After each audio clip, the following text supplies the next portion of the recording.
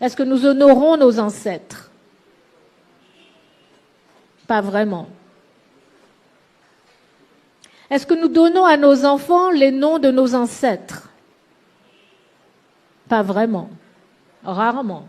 En fait, lorsque vous faites cela, on vous pose la question, mais qu'est-ce qui t'arrive? Pourquoi est-ce que tu as donné un nom africain à ton fils? Moi, j'ai 3 enfants, mes 3 enfants ont un nom africain, et souvent, je suis sommée de m'expliquer. Pourquoi est-ce que tes enfants ne s'appellent pas Paul, Isabelle et Pierre? Pourquoi ils s'appellent Mouswele, Tamou et Kiamouya?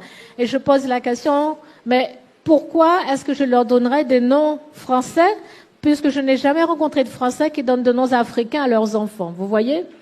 Et si je produisais un Chinois et qu'il nous disait que son nom c'est Pierre le Grand, nous serions choqués. Nous penserions que le Chinois a un problème identitaire et mental.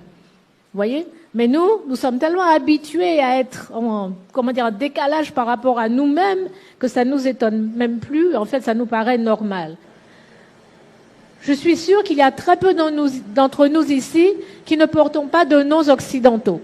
Pourtant, nous serons les premiers à dire que non, nous ne sommes pas des Occidentaux, nous ne sommes pas des Européens, nous sommes Haïtiens, nous sommes Africains, nous sommes Guadeloupéens, et pourtant nous avons des noms d'Occidentaux et ça ne nous gêne pas plus que ça.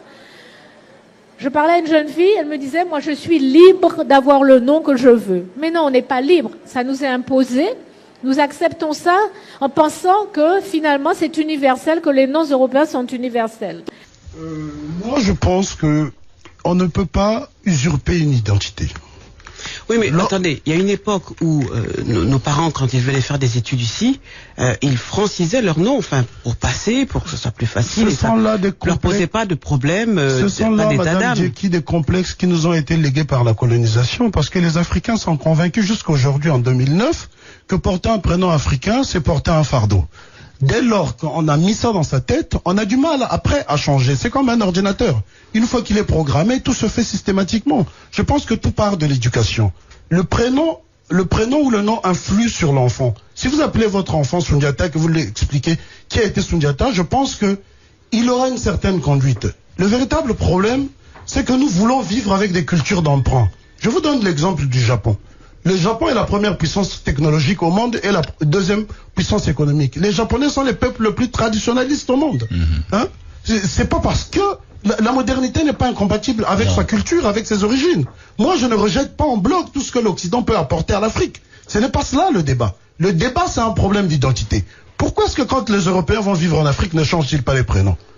Et ça fait 400 ans, ceux qui vivent en Afrique du Sud, ça fait 400 ans, 500 ans qu'ils y sont. Ils portent des prénoms européens. Les Afrikaners ne portent pas les prénoms africains. Ils s'appellent De Klerk, ils s'appellent Terre Blanche, ils s'appellent, je sais pas moi. Ils assument leur identité. Pourquoi est-ce que l'Africain devrait renoncer à sa culture au bénéfice d'autres cultures? C'est incroyable. Mais de toute façon, ce qui est évident, c'est que vous avez toute l'Afrique qui se réapproprie son nom. Tout le monde va s'identifier aux personnes dont elle porte le nom. Tout le monde va avoir le même comportement que ces personnes-là et reste connecté avec son histoire.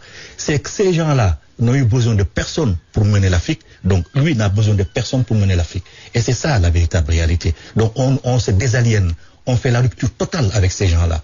Parce qu'aussi longtemps qu'on sera à leur remorque, effectivement l'Afrique ne s'en sortira jamais. Et c'est normal d'ailleurs, c'est de bonne guerre. Ils n'ont aucun intérêt à ce que l'Afrique se tire d'affaires.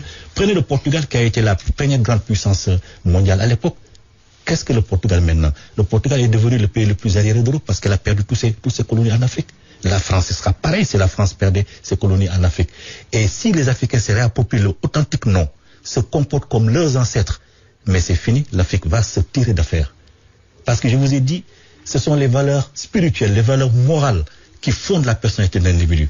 Donc qui lui donnent la confiance en lui.